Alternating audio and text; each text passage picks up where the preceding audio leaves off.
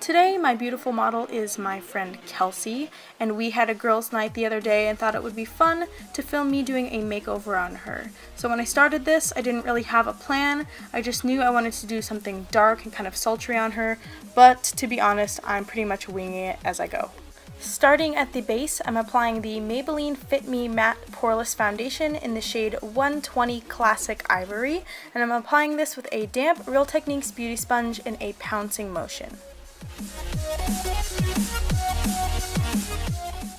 As you may notice, I didn't use much foundation around her eyes, and that's because I'm going to go in with concealer in just a minute and cover up those areas anyway, so I don't see the point in wasting extra foundation and applying extra product to the skin that can later crease and get messy when it's not really necessary. So to conceal and highlight her face, I'm using the Urban Decay Naked Weightless Complete Coverage Concealer, whew, that's a mouthful, in the shade Light Neutral, and I'm applying this in a triangle shape beneath each eye, down the bridge of her nose, in between her eyebrows, on her cupid's bow, and in the center of her chin, and I'm blending this out using the Real Techniques beauty sponge. To set everything in place, I'm using the Laura Mercier Translucent Setting Powder, and I'm using a little bit more than I normally would because I forgot to put a primer on her like I intended to. To apply the powder under the eyes, I use the Real Techniques beauty sponge, the same one that I used to apply foundation and concealer, and on the rest of the face I use a powder brush by EcoTools in a patting motion to press the powder into the skin, and then a swirling motion to buff away the excess powder.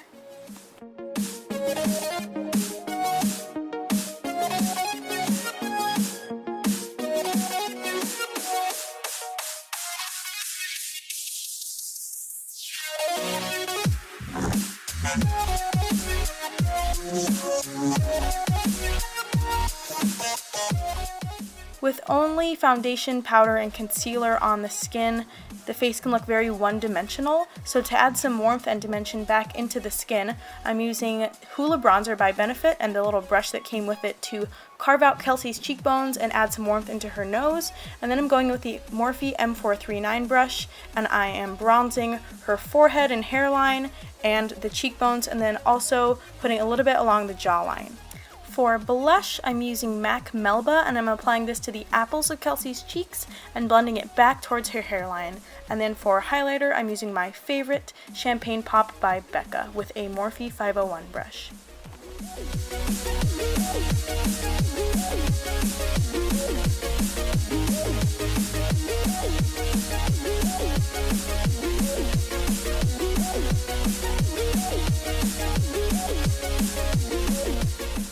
Doing Kelsey's eyebrows was a little bit of a challenge for me because we had to use my products, which are way too dark for her, but we tried to make it work. So first I went in with the Sephora Retractable Brow Pencil in the shade Midnight Brown, and I used this pencil to define the bottom edge of her brow and the arch of her brow, and then I used the spoolie brush off of the Anastasia No. 12 brush, the spoolie end of that, to brush her through her brows and try and blend out that product as much as possible so that it wasn't too harsh.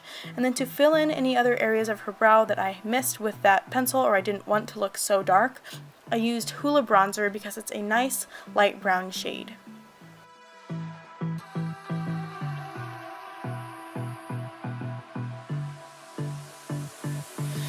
I don't know what you want. Let's have a bit of fun till I downfall. My love, if you feel like I do right now, don't say you're on the run to the other side, my love.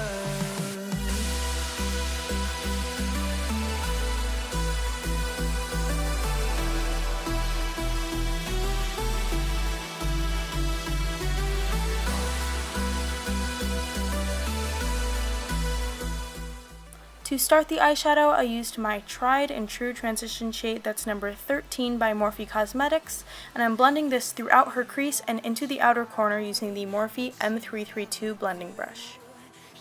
Next, I'm using the Morphe G18 brush, which is a more precise blending brush, to add shades 62 and 64 by Morphe into the crease and outer corner. Before I put any eyeshadow on Kelsey's eyelid, I'm applying some Too Faced glitter glue using my finger. And then for her eyelid, I'm applying ColourPop Super Shock eyeshadow in the color Nillionaire. This is a super glittery, beautiful bronze color.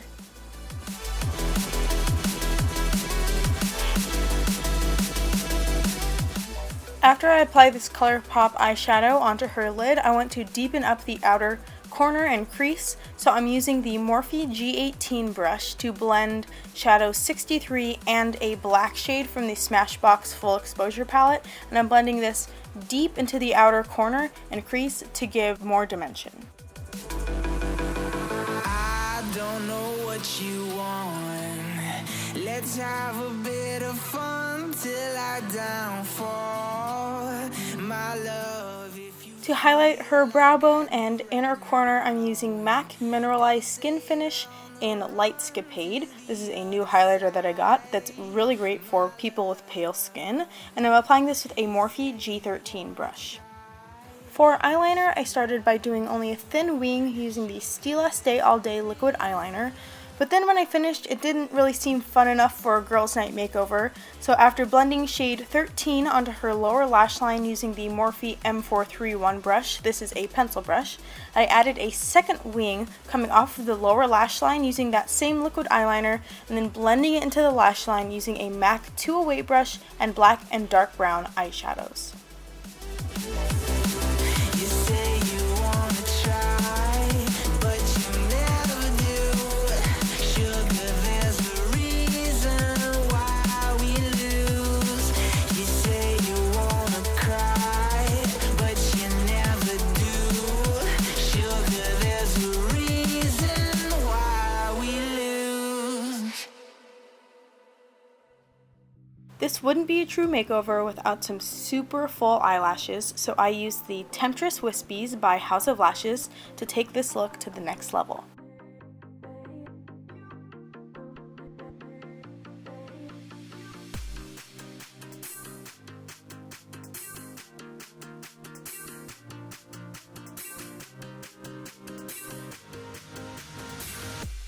Last but certainly not least, the lips. I decided to overdraw Kelsey's lips to give them a super full and sexy look, so to achieve this I used the NYX Lip Liner in the shade Natural to actually overdraw them, and I used this shade to fill them in as well, and then on top of that I applied Nars Lip Gloss in the shade Chihuahua.